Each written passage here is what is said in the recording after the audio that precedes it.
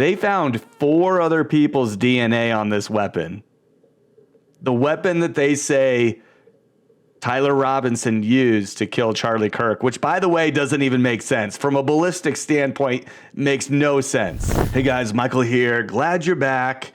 Just wanted to cover the Charlie Kirk show commentary on Tyler Robinson's preliminary hearing. Some of the stuff that Andrew Colvett and Blake Neff, some of the stuff that these guys say, I don't know. I find very odd. Very odd. So let's dive into that. There was a preliminary hearing with Tyler Robinson, the accused killer. I certainly believe he's guilty as sin. And then we're going to have Senator Coach Tuberville, who's going to be joining us talking about the SAVE Act. Guys, Tyler Robinson is guilty as sin. Okay. Based on what? Your willful ignorance towards all the counter evidence in this case that something more than a lone shooter on a roof is going on. I think you haven't even seen the trial. But Tyler Robinson is guilty as sin, these guys say. So lots to get to. Without further ado, I'm going to throw it over to Blake because Blake had the job of going over through all 4 hours of the hearing yesterday. Alrighty. So this is not the trial itself. We'll obviously be covering the trial every day once it happens. This is yet another preliminary hearing. There's been a lot of these. You've heard about them where they've been trying to keep cameras out of the courtroom. They've been litigating how exactly Robinson will be dressed when he's in the courtroom and so on. And what the claim yesterday is they're making a bid. As they do at a preliminary hearing, getting all their ducks in a row as much as possible to give their client the best defense that they can. Okay, sure. Being the defense team to disqualify the entire county attorney's office from prosecuting this case. So these are the county attorney's office for Utah County where the shooting took place. Can I stop us right there? Because there's, if you go on the internet, it's like the FBI, the FBI, the FBI. This is not a federal case. This is being tried case at the local level. Yes. The FBI assisted in the initial investigation. Conceivably, there could be federal charges someday. You never know. Like, for example, if something went awry with this. But right now, this is a state case in Utah. That's not why people are screaming about the FBI, guys. That's not why. People are screaming about the FBI because the FBI was involved from the very beginning. And according to some reports, it's possible. I haven't seen the exact proof, but I'm aware of reports that the FBI was already on scene when Charlie was shot. And if that's the case, that's a great question for the FBI. What were you guys doing there? Were you there for some other reason and you just happened to be there? There's so much evidence in this case that's being willfully ignored. I personally believe by the FBI, by TPUSA, by people like Blake Neff and Andrew Colvett sitting here. But people are complaining about the FBI because they think the FBI is involved in a cover-up. And based on what I've seen, I think it's entirely plausible. I'm not saying that's the case. I'm saying it's plausible. And there's a lot of evidence to suggest that something weird's going on. Utah County, that's where Provo is, I believe. Sure. And one of the largest counties, but it's not Salt Lake. And so they've been handling this case. And what has emerged is that the daughter of one of the prosecutors on the team was present at the shooting. And so the defense team is arguing that based on this fact alone, that she was one of 3,000 people there, approximately, that it creates a conflict of interest and it should disqualify the entire county attorney's office, which if they succeed, it would mean it would have to be taken over by either another county attorney's office or by the state Huge AG. delay. Huge delay, messes everything up, just drags the case out more, creates more uncertainty. Messes everything up for us because we know he's guilty of sin. We already know he did it based on the fact that we're willfully ignoring a lot of other possibilities. and even some evidence here that they're going to willfully ignore. You'll see in a second. That's entirely what their plan is. Now, thankfully, legal experts who've commented on this say this is a pretty big long shot. It'd be one thing if she was one of the one or two witnesses to the event. Right, of course. This is 3,000 people, and plus everyone saw it very quickly online, and so the claim that there's some sort of special aspect to that is a long shot. But they were asking them about it in court yesterday, and what's interesting about it is it gives us an insight as to what evidence they've collected so far, what they're planning to bring, and also what the defense against it might be. Okay, so I do tend to agree that it would be a conflict of interest, and I think it still is a conflict of interest that this prosecutor's daughter was at the event. It could be an issue, but we could have that one person removed. I do agree that they don't necessarily need to have the entire prosecution removed, although, to be honest, I don't blame the defense for wanting an entirely new prosecution staff, because I think the prosecution is also ignoring a lot of other possibilities in this case, other than Tyler Robinson shot Charlie Kirk from a rooftop. I think there's a lot more possibilities, and in my opinion, I don't believe that particular narrative. I just don't believe it based on everything that I've seen. I don't buy it. The fact that these guys buy that, and these guys were supposedly close to Charlie, you would think they would want the absolute truth, but I don't know. I'm not sure that they're really interested in that. They're going back and forth on the evidence they have, like the fact that they found what they, for example, were able to find in Tyler Robinson's apartment. Yeah, let's show 388. Was a search warrant on the defendant's house executed in this case? It was, yes, down in St. George. And was evidence obtained from his house? It was, yes. What kind of evidence? Kind of putting me on the spot, but if I recall, there were some bullet casings that had some inscriptions on. You're putting me on the spot. I know I'm a witness, so I should have been prepared for this. But you're putting me on the spot. Yeah, you're on a witness stand, bro. Yeah, I doubt this is your first rodeo. What kind of evidence did we collect? You know, mostly just stuff that we planted.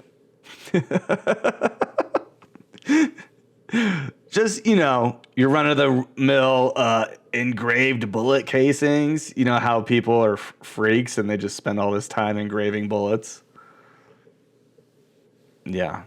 Anti-trans bullet casings. Just your run-of-the-mill evidence, guys. There were some tools that were believed to have been used to make those inscriptions. There were targets, I believe, that had been used, and also targets that had been purchased recently or just prior to the event. There was ring doorbell camera footage obtained from other residences down there. And then a number of electrical items, laptops and such that were collected as part of the warrant. So we have that, for example. We also have... Okay, so for example, they're trying to show that they're trying to show that Tyler Robinson is guilty. I mean, that's how I read into what they're saying here. But none of that stuff to me is stuff that couldn't have been planted if it was part of an FBI operation or a Mossad op or, if any three-letter agency is involved, this stuff is small potatoes. This is all easily plantable, or I don't even think you have to go that far to plant stuff. I think you just get this guy to agree. You promise Tyler Robinson, hey, we have to carry out this mission. This is for national security. You fit the profile of someone that would make a great, we need someone just like you, and we're going to pay you a lot of money. We just need you to sacrifice a couple years of your life, and then you will eventually be acquitted. Yeah, I mean, there's so many possibilities here that I think could actually that are plausible. You know, I think there's a lot of corruption in government. I think there's a lot of corruption in the FBI. I mean, look at what's going on with the Epstein stuff. You can't get a straight answer out of anybody. You know, they're like redacting names of the people that perpetrated the crimes, and they're keeping the victim. They accidentally release a bunch of victims' names. I mean, it's like there's just so much. There's so much to this case in particular, and I have no affinity for Charlie Kirk. I didn't know the guy. I wasn't like a fan of his show. I didn't watch him. The most I saw was like a couple Instagram videos of him pop up. I didn't know much about the guy. I knew he was a person. All right, let's keep going. They just talk about finding DNA at the scene, for example, 385. Is DNA consistent with the defendant's DNA found on the firearm that was found at the scene? Yes, the DNA on the firearm was consistent with that of Mr. Robinson. Boom. And then, interestingly, Guys, open and shut case. They found his DNA on the firearm, guys. So it's over. I mean, that's it. I can't believe I even questioned these two guys. You know, I should never have done that. Let's just hear him out for a few more minutes. This is probably the end of the show. Let's just hear him out, though. they follow up on that, where then the defense team shows up and they try to do some back and forth on this. Let's do 387. Are you aware that the DNA evidence that was seized from the scene consisted of a mixture of at least 5 different individuals? I'm not a DNA expert, so... So you know enough to say what helps him, but you're not going to answer whether or not there were 5 individuals mixed into that DNA. I'm not aware of that, no. Okay. And you're certainly not qualified to interpret complex DNA mixtures, are you? No, I'm not. Okay. Yeah. I knew that Tyler Robinson's DNA was on there, but I didn't know that there were 4 other individuals' DNA on there. Because this might actually be my first rodeo, ma'am. I made you think that it wasn't, but ma'am, it might be. Do you know what this means? This is crazy. They found 4 other people's DNA on this weapon. The weapon that they say Tyler Robinson used to kill Charlie Kirk, which, by the way, doesn't even make sense. From a ballistic standpoint, makes no sense. They're going to have a ballistics. The defense has to have a ballistics expert come in and be like, this isn't even possible. This theory you guys put forth, it would never happen. But that aside, that is crazy. That is a crazy admission right there. If that's true, if there's all that DNA on the weapon, okay, so now we have 4 other potential suspects. It's a little bizarre that they're going that intently at it in what is, again, a preliminary hearing, yet... Oh, it's a little bizarre that the defense... It's a little bizarre that the defense would bring up just a little bit of DNA evidence is all. Just, that's pseudoscience, the DNA. You mean DNA? Who even cares about DNA, guys? Who cares? Woo! That's bizarre to you? Blake Neff, that's bizarre to you? Is that bizarre to anybody else watching this video? Comment below if you think it's bizarre. If you agree with Blake, say, I agree with Blake. Comment that below. And I'll back off. If you agree with Blake, okay, I'll back off. We get enough people agreeing with Blake. But you can't just do it because you think he's hot. Okay, guys? Talking to the guys out there. Don't do it just because you like his style. You like his sweater with the collar popping through. You can't do it because of that. I guess that's a sign of what we might have to expect when this finally goes to full trial. Certainly. Yeah, you might have to expect the prosecution, you might have to expect the defense to put forth a defense. Yeah, that's right. And you might have to expect that DNA evidence is going to be considered in 2026, bruh. You might have to consider that, bruh, as my 6-year-old son would say. Bruh. 6'7", bruh. To muddle the waters on DNA evidence. There's a ton of reasons. They're going to muddy the waters on DNA evidence. Listen to these people. Listen to the narrative they're trying to craft for you. These are by the way, the guys, I'm not even making fun of them. These guys, I can tell you these guys care about honesty and they care about the truth. That's why you would find multiple people's DNA. Tons of reasons, guys. On anything. Yeah, actually. You can find DNA anywhere. DNA, but to see one with a pattern that's connected to multiple different scenes, multiple different places. Bro. Okay, let me put forth a little question for these guys. Blake Neff, Andrew Colvett, answer honestly, guys. If you were on trial for sexual assault, like a violent one, right? And you're not guilty, of course, because you would never do that. But you're on trial, and you're looking at, the loss of your career, the loss of your family, extended jail time, everything that would come along with a conviction. And it turns out that on the victim that was recovered at the hospital because she went in or he went in, Blake. It's a joke. I'm kidding. It's a joke. On the victim, they found 4 other people's DNA. Does that become important to you? As a defendant, does that become pretty crucial to you?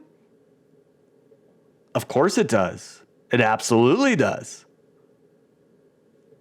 So why are you guys just like brushing it aside like it doesn't even matter? You guys are looking for the real killer, right? You want justice for Charlie because you want to find the real killer, right? Why would you brush that aside? We have 4 suspects other than Tyler Robinson now that all have to be ruled out. And I have no idea who those people are. Do you? No, you don't. You don't know who they are, do you? You don't know what their connection to Tyler is. You don't know where that DNA came from because we haven't had the trial yet. But Andrew Colvett states he's guilty of sin. Tyler Robinson is guilty of sin, according to Andrew. Okay. Plus all the other evidence that there is, including video evidence. By the way, there's a clip on video evidence that we have, right? I'm trying to get the exact number because I don't see it in our sheet. But they had a back and forth where they just asked him, because the reason they're asking this is they're kind of unpacking. You didn't catch this person because of a video taken by the daughter in question. In fact, she didn't have a video of the shooting itself. So I think it's 390, actually. So this is Agent Hull response to video on the rooftop. It explains 2 different recordings, 390.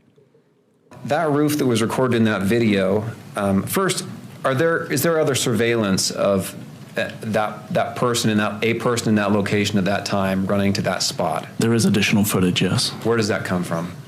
That came from the Utah Valley University security cameras. All right. Is there another individual that also recorded a person running after the shooting from the roof? Not to my recollection, no. Any video from someone, you recall a video from someone in the Hall of Flags who may have recorded someone running after the shooting? Yes, there was an individual who recorded from the Hall of Flags. It's an interior video looking through the windows, but I believe an individual is visible on the rooftop also in that video. Now, there was another, though, where they just ask him, do you have other stuff? And he says, actually, we have a ton of surveillance footage from the university of someone, kind of tracing the suspect off campus. And then he says they have... Yeah, someone. They do. They do have footage of someone. I agree. I agree with that. They have footage of someone. The problem that I have with all the footage that I've seen so far is that it doesn't really show a clear picture of Tyler Robinson. Here's the clearest one. I'm about to show you. I'm going to show you the clearest one I've seen. The absolute clearest one that I've seen. And I've looked. If you have something more clear, please send it to me. Please correct me if I'm wrong. It's okay. I don't mind being wrong. I'm okay with being wrong. It doesn't hurt my feelings. Here we go. I'm going to show it to you. Let me see if I can even zoom in a little more. Let's see if I can zoom in. Can you guys see this? Wow, that's the clearest one we got.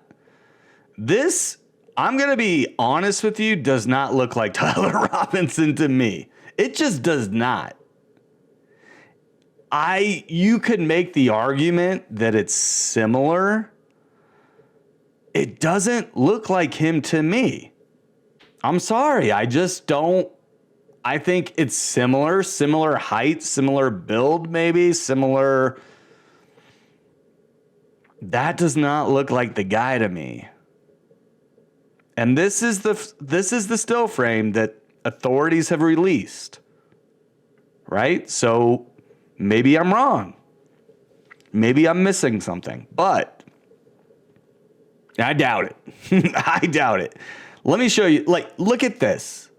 Let's go back. I'll try to make it as big for you as I can. Look at this. It just doesn't look like the same guy.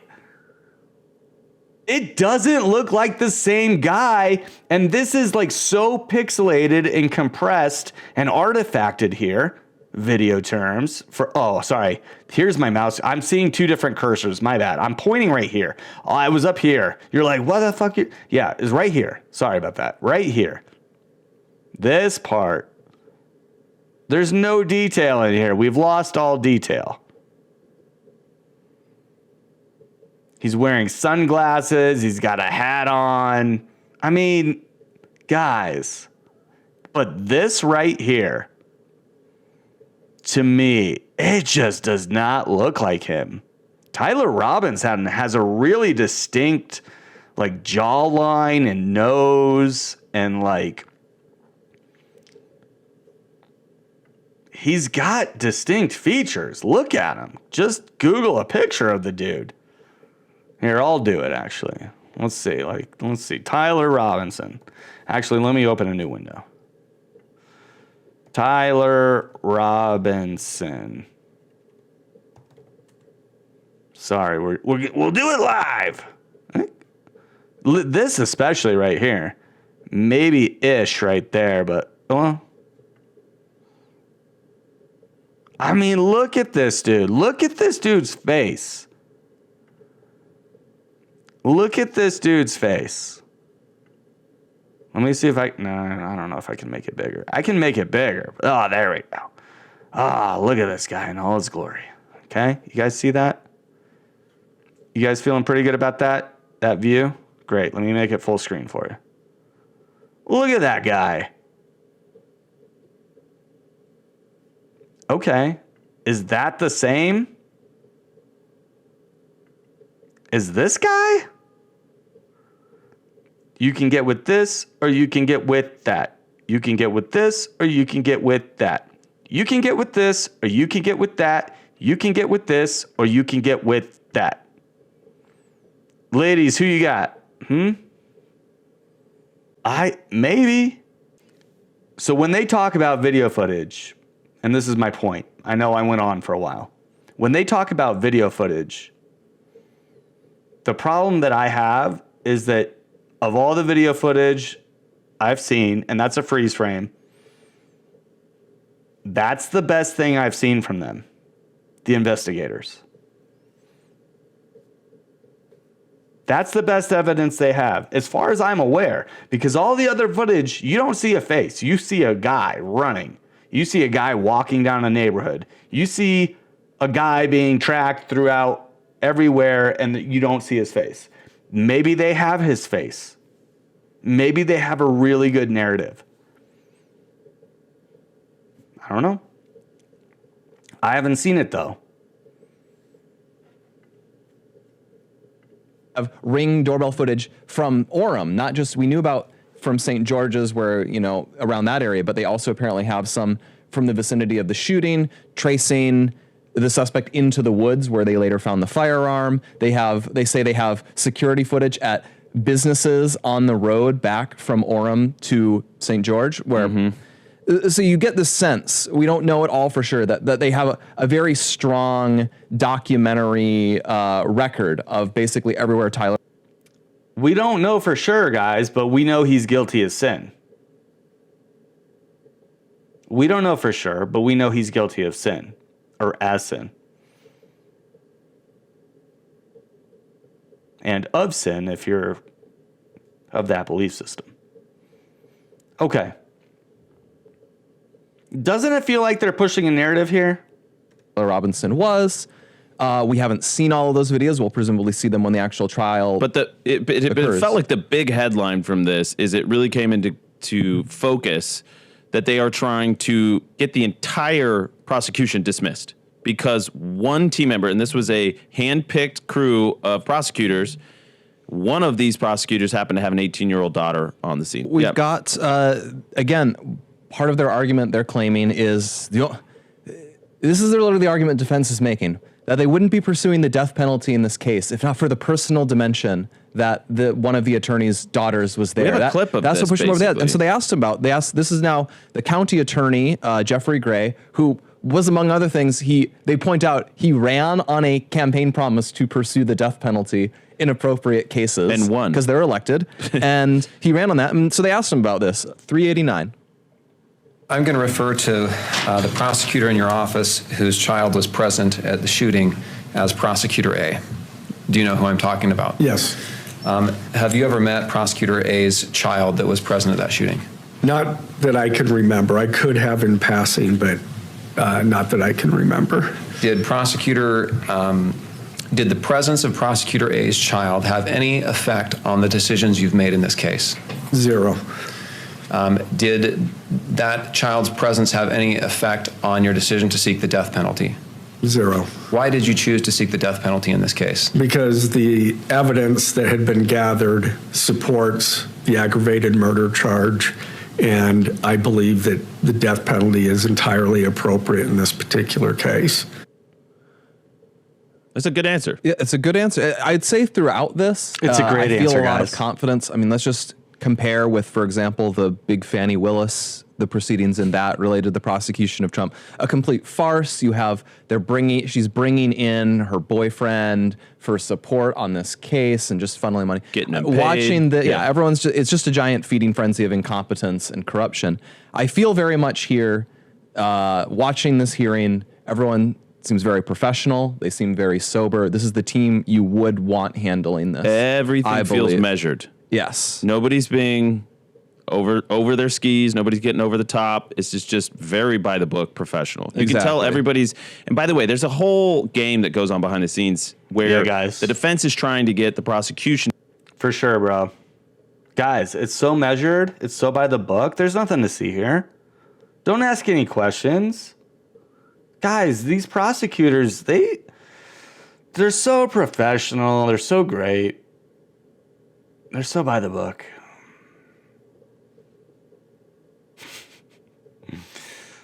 Unlike the Trump prosecutors, right? They were a shit show. But these ones, we trust these guys. These guys are on our side. These guys are doing what we want them to do. So they're by the book. They're professional. And they're sober. They didn't come in off the street. They weren't homeless prosecutors like the other ones that prosecuted Trump. They weren't homeless like those scumbags. Those scumbags were addicted to meth. All of them. It was corrupt. But these guys, and to be honest, I actually kind of agree. Like, those prosecutors are pretty corrupt. But these guys are different. These guys are different. This is a different breed of prosecutor. Forget everything you thought you knew about prosecution, guys. These guys are a dream. A dream. Okay? They're like Marty McFly. Okay? They're a dream, an absolute dream. To trip up so that they can reverse the guilty verdict that we're presuming is going to come on appeal, that they can get them on a technicality. So everybody's trying to do everything by the book. This is frustrating for us because we want to see justice done immediately. Hey, we already know who's guilty and who's not. And by the way, the defense is just trying to trip up the prosecution to get him acquitted on a technicality, which, by the way, I actually thought that was an interesting thing that he just said, because I've actually thought that if Tyler Robinson was a willing patsy, if he was a participant in this plan, they're never going to say, hey, we're going to kill you. You're going to take the shot and we're going to kill you. And they're also not going to say, hey, you're going to take the shot and, or you're going to pretend to be the killer, right? Because maybe he didn't even take a shot. Or you're going to pretend to be a killer and then we're going to convict you, right? They would never say that. Why would they say that to some? They would never say that. They're not going to say that to them. But they might say, hey, don't worry. We're going to take 2 years of your life. You're going to go through this trial. But you will eventually be acquitted, maybe on a technicality or for appeal or whatever. So you are going to sacrifice. You're going to go through this process. It's going to suck a little. You're going to spend some time in jail. But just know that when you get out 2 years later, you're going to receive a big financial payday. That's how I would do it. That's how I would do it if I was doing a cover-up and I needed someone to play the killer, right? And then he gets off, and hey, by the way, it's going to be shown that like you didn't do it, but then we're not going to have any evidence to try anybody else. So then the killer will just be a mystery forever. That's how I would do it if I was planning this. And I don't know. I'm not saying that's what happened, but it seems entirely plausible to me. Let's hear more from the Itchy and Scratchy team here. As a matter of fact, Erica Kirk has put in a statement saying, as a victim, they have victim rights in the state of Utah, so she's able to assert her victim rights, saying, "I want to speedy." Yeah, she seems like a real victim, doesn't she? Speedy trial, speedy justice. She wants a speedy trial and speedy justice. Of course she does. Because guess what? If she's in on it, and there's rumors that maybe Charlie wanted a divorce, maybe. Also rumors that she's tied to the CIA. Rumors that she's actually part of a Mossad group. She might be a honeypot. Okay. I don't know if that's true, but look at her behavior. Think Fort Haktua, Hachuka, whatever you want to call it. If you don't know what that is, YouTube Fort Hachuka.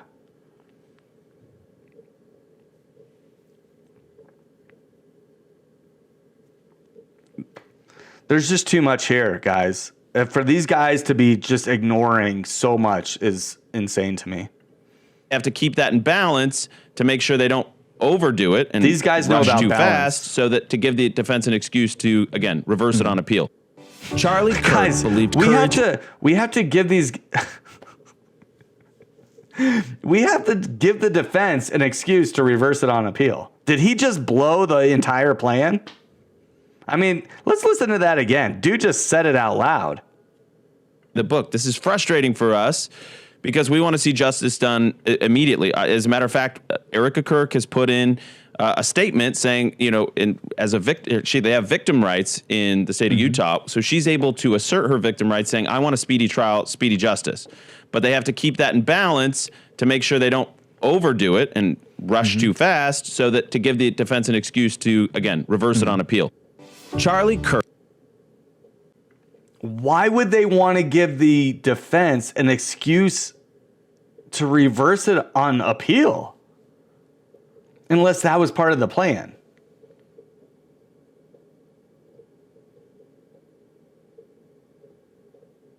Why would Brian Harple, head of security for Charlie Kirk, want to make sure there's no conspiracy theories when he's still at the hospital after Charlie's been pronounced dead? We got to get an autopsy done real fast so that everybody knows that he was shot and there's no conspiracy theories. Why would you want that? Why would you want to give the defense an opportunity to get Tyler Robinson off on a technicality? Unless that was part of the plan. These people say stuff sometimes that maybe they just talk so much that they say things that are just come across as weird. I get that. Maybe that's probably what's happening, right? I'm reading too much into it, maybe. Let's see what else. We're going to fast forward through the commercial. They got a commercial. Let's see what else they're talking about. We're able to get 426. You said you collected surveillance evidence from Utah Valley University. Is that right? That's correct. Did that give you some additional information on identifying the shooter? It did, yes. How about doorbell cameras for the areas around Utah Valley University? Yes, we collected a large number of doorbell camera footage from multiple residences in the area, not just in Orem, but also in St. George. And we also recovered video footage from multiple businesses in the area of the university campus in Orem, and also from businesses between Orem and St. George. So there's a large amount of video footage obtained. And did those help you identify the shooter? They did, yes. So we know, obviously, they have some of this. Some of this has actually already come out. Like some of it we haven't seen. Some of it we haven't seen. Public. So, including some of the surveillance footage from campus. And then, by the way, there's a clip here talking about all of the social media and text messages that they've collected. 392. Text messages. Did you collect text messages from associates of Tyler Robinson? We did, yes. And did those have any evidentiary value? They did, yes. How so? Some of the communications between Mr. Robinson and people that he knew indicated that he had been involved in the incident at Utah Valley University. Okay, and you say that indicated he'd been involved. What do you mean by that? There was, I don't recall specifically with text messages, but some of the social... Guys, he doesn't recall. I recall. This guy he's working on the case. He doesn't recall. I recall. Oh, my love, it was me. I did it, my love. What is this, an episode of Game of Thrones? My love, I engraved the bullets. I took the bullet. You know the bullets that I've been engraving for years.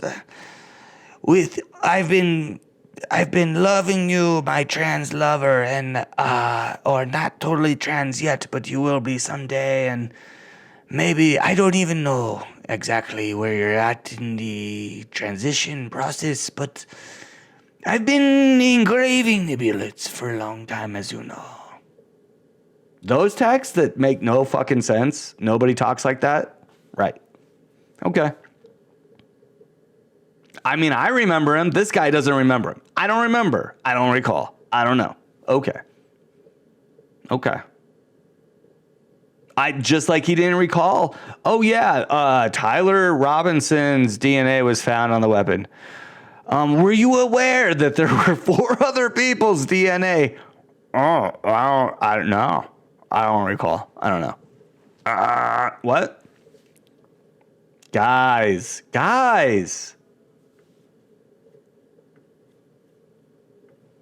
We understand that there is pressure on the judicial system to move this case expeditiously.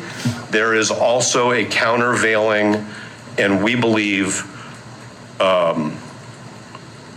stronger need to make sure that there's a heightened standard of reliability, that there is no conflict, and that there is no appearance of conflict. And if that takes a little bit of time for another prosecution office to get up to speed, the investigation's going to continue, the discovery production's going to continue, the lab work's going to continue. None of that is going to change. So just give us a little bit of time to get a whole new prosecution team. Guys, I'm talking to you, Itchy and Scratchy. I mean, these guys, it's crazy.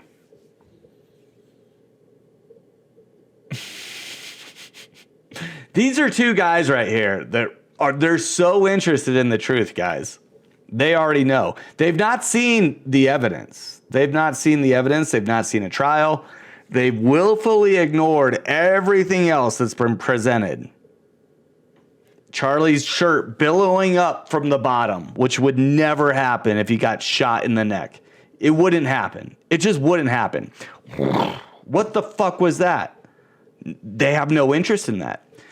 George Zinn standing up and screaming, I did it. What? Why would a guy stand up and say he did it? I don't know, maybe to distract people?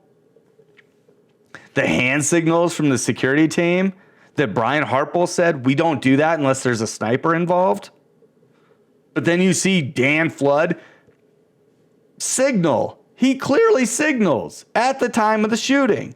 And then you got Rick Cutler doing an arm movement. He's doing something up here with a pack on his arm. There's something stuffed in his shirt. You're going to ignore that? Terrell Farnsworth runs off to record a video about how, oh my God, they just shot Charlie. Charlie's dead. Charlie is still being loaded into the SUV. You don't know that, Terrell Farnsworth. But you're doing multiple takes, aren't you, buddy? I'm a videographer. You're doing multiple takes. Everybody watches that video and they think it's one take. It's not one take.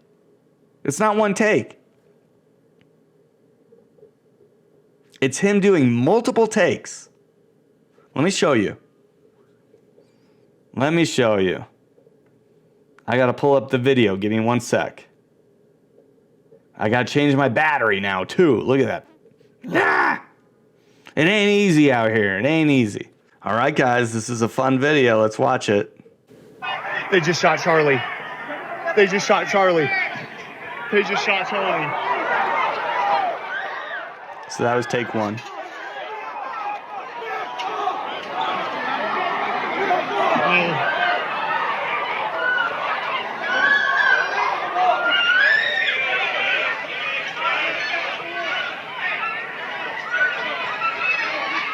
They just shot Charlie.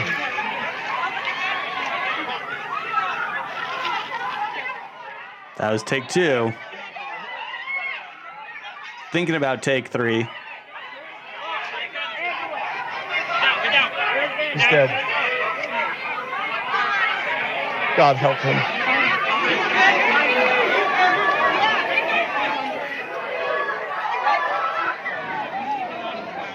Okay. That is a guy doing takes. That was take one, take two, almost take three. He didn't quite make it to take three, in my opinion. But what do I know? I'm just a videographer, Terrell. I'm just a videographer. I don't think he suspected that anybody was going to see the whole thing, but I think he was put on the spot one day and felt compelled to send the whole video to somebody. But otherwise, I think he would have spliced it. I think he was going for what's the best take here.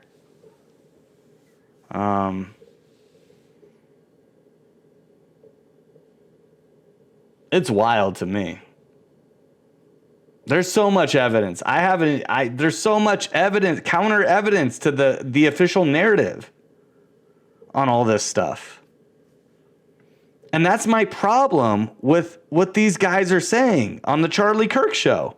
The guys that are supposed to be close to him, the guys that are supposed to be looking for the real person who did this, for real justice, blah, blah, blah.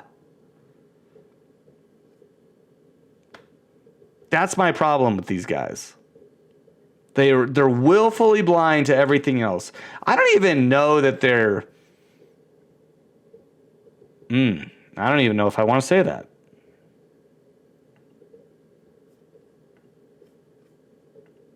That's an obscene request, in my opinion. And then there's this whole other storyline, by the way, where they don't want still images of Mr. Robinson in the media. They have grave concerns, they say, of huge photographic lenses focused on the client, which will interfere with his right to a fair trial. We don't have enough time to play that clip here because we're just coming up against a break. But these are the central dynamics that we're just getting the first insight of now. Very telling about...